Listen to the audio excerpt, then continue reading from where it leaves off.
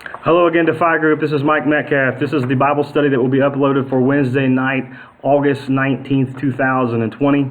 I hope this message finds you safe and finds you well. We miss you. We are still not in service in person on Wednesday nights, but I wanted to remind you that our 10 a.m. Sunday morning service is open to all, and all are welcome to that 10 a.m. service at the main sanctuary at Bible Baptist Church.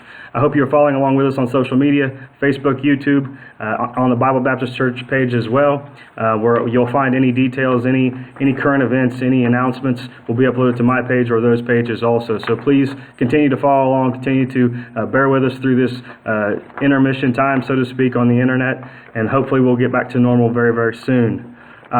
Tonight I wanted to just recap last week. Last week we did a message on running mates.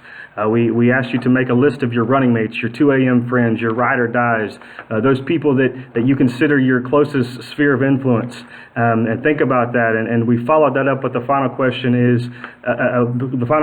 being, have you chosen Christ as your running mate for life?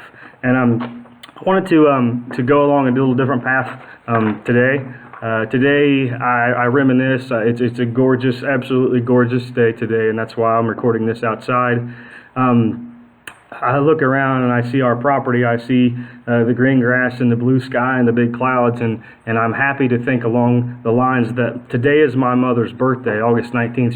She would have had a birthday today. She left this world earthly in 1998. I was 18 at the time, and I reflect on her a lot today, especially being her birthday. But I look around here and I just can't help but think of how many things would be different if she were still here. And it's hard for me to imagine, though, with me being younger, my mom being at a young age when she passed away, it's hard for me to envision her being an older woman, the gray-haired elderly person that she may or may not be today. It's just in my mind, the way she left this world humanly, just as how she was and is. And it's hard when I think about her birthday to think about what could be or what should be.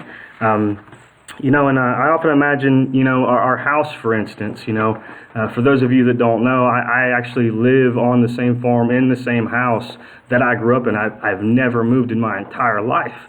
And probably not a lot of people can say that, but God worked it out that I'm still here on the property. We still live in the house. We were completely remodeling the house. And as many times and as many things and as many ways as we change this house and this property, there are times that I often feel like that it's still theirs, and I'm just temporarily being a steward of it. It still feels very much like my mom and dad's house. And that's what got me to thinking along the title of the lesson tonight. And the lesson tonight is entitled Stewardship. And I wanted to ask you a question. Question for tonight is, what do you own? What are you the steward of? And I got a verse in 1 Corinthians chapter 4, verse 2, our focus verse for tonight, 1 Corinthians chapter 4, verse 2, and it says this: "Moreover, it is required in stewards that a man be found faithful." It's a very simple verse. Moreover, it is required in stewards that a man be found faithful. And I want you just to put that verse in the back of your mind and think through that. And I want you to ask yourself quickly, what do you own?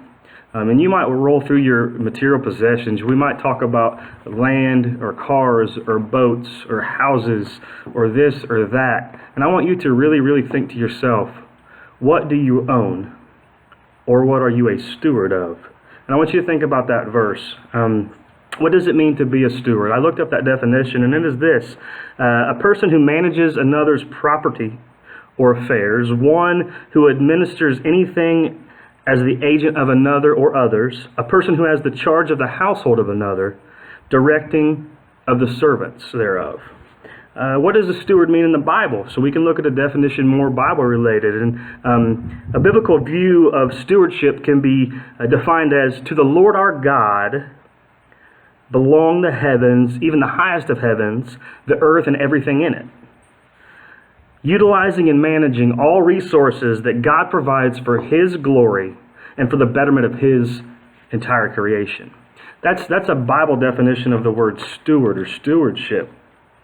And I wrote down 2 quick points tonight, and I don't want to take a lot of time. I don't want this to be a lengthy video, but I'd like you to stay with me quickly and think about these 2 points. Number 1, be a steward of your story.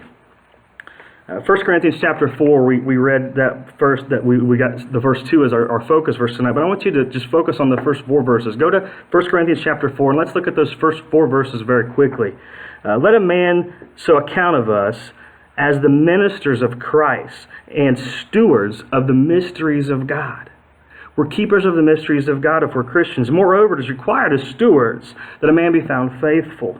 But with me it is a very small thing that I should be judged of you, or of a man's judgment. Yea, I judge not my own self, for I know nothing by myself.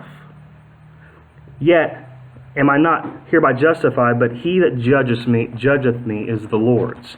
And I love those group of verses together, and especially that verse number 4, for I know nothing of myself.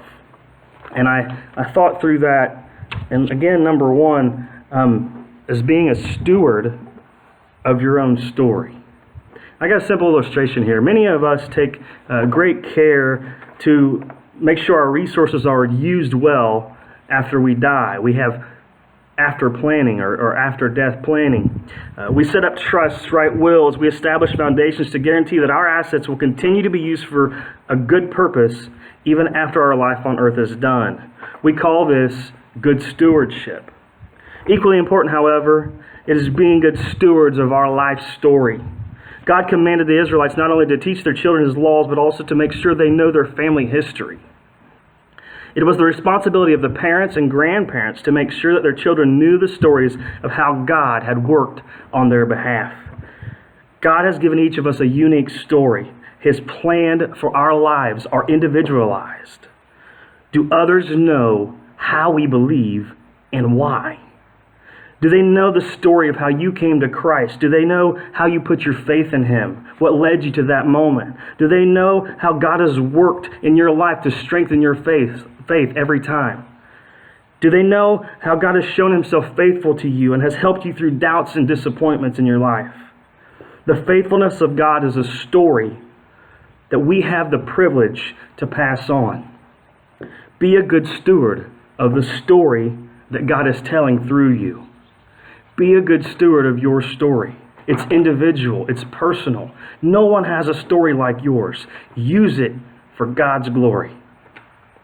Number 2, be a good steward of grace.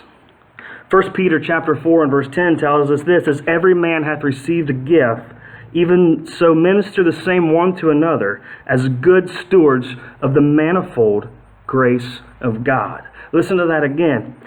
Every man hath received the gift, even so minister the same one to another as good stewards of the manifold, or of the increase of the multiple factors of the grace of God. Be a steward of grace. Another simple illustration. This person says, last week I had several opportunities to show grace. I wasn't perfect, but I was pleased with the way I handled one situation in particular. Instead of getting angry, I replied to the person, I understand how that could have been misunderstood. I understand how that could have happened. I certainly made my share of mistakes. And the person left it at that. According to their own grading scale, they deserved a very high score. Not perfect, but close. Lurking in the back of their mind was the thought that maybe being gracious to this person would show itself and be treated with the same grace in their lives in the future. The following Sunday, that person was overhearing the congregation sing the song, Amazing Grace. And suddenly, the audacity of their attitude came full front through the words of that song. Amazing grace, how sweet the sound that saved a wretch like me. This person goes on to write, what in the world was I thinking? The grace that we show to others is not our own. The only reason we can give grace to others is because of the grace that God has already given and shown to us. We can only pass along that which we have received from Him.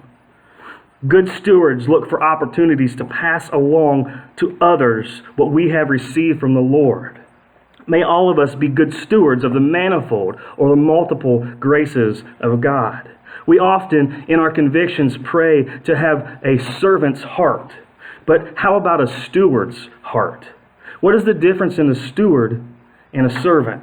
A steward is one who, like a servant, exemplifies the character of Christ and cares for those in whom one works. However, the difference in a steward is that the steward leader realizes that they are accountable to someone else, not only to care for, but also to maximize the potential of resources in their sphere of influence. A good steward says, I am directly in effect of those all around me and in the situations that I am put in by God. I need to be a good steward as well as a good servant. Some of us are stewards over a few assets. Others of us stewards over much. The Bible tells us in Luke 12, verse 48, for unto whomsoever much is given, of him shall much be required.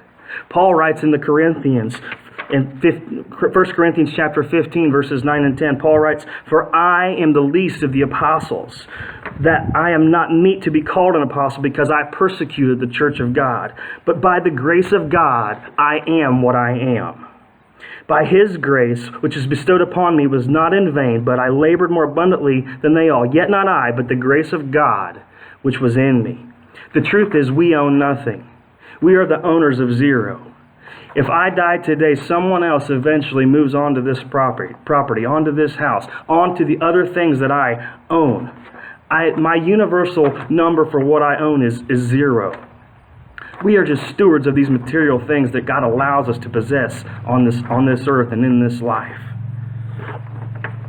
The truth is, we own nothing. We only maintain material assets as stewards before the throne of grace.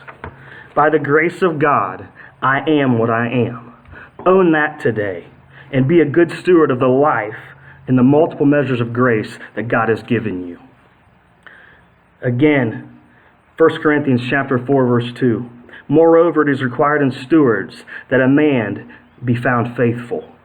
When you know God's grace, you will want to show God's grace. A life lived for God leaves a lasting legacy. My friend, be a good steward and be found faithful. DEFY, do everything for him, make his name known, because Christ's life matters to us. Have a fantastic day, and God bless you.